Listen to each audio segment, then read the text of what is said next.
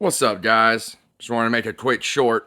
So I ended up putting a new starter in this thing in the Lowe's parking lot the other day, an hour away from home. Then when I got home and parked it, I tried to start it back up and it wouldn't start again.